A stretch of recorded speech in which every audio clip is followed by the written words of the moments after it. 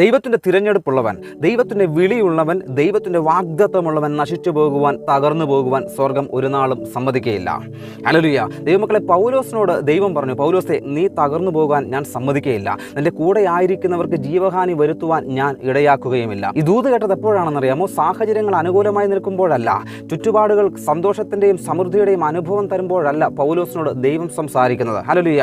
ചുഴലിക്കാറ്റടിക്കുന്നു, ഈശാനമൂലനടിക്കുന്നു, hallelujah, കൊടുങ്കാറ്റ് പടകിന് നേരെ തകർക്കുമെന്നുള്ള ആരവാരവങ്ങൾ മുഴക്കുമ്പോൾ, hallelujah, സൂര്യനെ കണ്ടിട്ട് വെളിച്ചം കണ്ടിട്ട് നാളുകളായിരിക്കുമ്പോൾ ദൈവം പൗലോസിനോട് പറയാ, പൗലോസേ, നീ പുറത്തു വരിക തന്നെ ചെയ്യും. ഹല്ലേലൂയ. നിന്റെ കൂടെയുള്ളവർ രക്ഷ പ്രാപിക്കുക തന്നെ ചെയ്യും. കാരണം എന്താണെന്നറിയാമോ? നീ ചിലതിൻ്റെ മുൻപിൽ എൻ്റെ സാക്ഷ്യമായി നിൽക്കേണ്ടത്, നിന്നെ നിർത്തേണ്ടത് എൻ്റെ ഉത്തരവാദിത്വമാണ്. ഹല്ലേലൂയ. നിന്റെ ചുറ്റുപാടുകൾ മോശമായിക്കോട്ടെ, നിന്റെ സാഹചര്യങ്ങൾ നിന്നെ അലർന്ന സിംഹമെന്ന പോലെ നശിപ്പിച്ചു കളയാൻ കടന്നു വന്നോട്ടെ, അവർ ഘോരമായി നിന്നെ നശിപ്പിക്കണമെന്നുള്ള ആഗ്രഹത്തോടെ, നിന്റെ മരണം കാണണമെന്നുള്ള ആഗ്രഹത്തോടെ അവൻ നിന്റെ അടുത്തേക്ക് അടുത്തു വന്നോട്ടെ, പക്ഷേ സ്വർഗം പറയുകയാണ്, ഞാൻ നിന്നെ വിടുവിക്കും. നിന്റെ പടക് തകർന്നാലും വിഷയമില്ല, നിന്റെ ചുറ്റുപാടുകൾ നിനക്കെതിരെ വാടകൂരിയാലും വിഷയമില്ല, നിന്നെ നിന്ദിച്ചു കൊള്ളട്ടെ, നിന്നെ പരിഹസിച്ചു കൊള്ളട്ടെ, നിന്നെ അപമാനിച്ചോട്ടെ, വിഷയമില്ല. പക്ഷേ വിളിയുള്ളവൻ, ഹല്ലേലൂയ, വിളിയുള്ളവൾ, ഹല്ലേലൂയ, കൃപയാൽ എഴുന്നേറ്റ് നിൽക്കുക തന്നെ ചെയ്യും. ദൈവം പറയുന്നു, എനിക്ക് നിന്നെ പലതിൻ്റെയും മുൻപിൽ ജീവനോടൊരു സാക്ഷ്യമായി നിർത്തേണ്ടതുണ്ട്.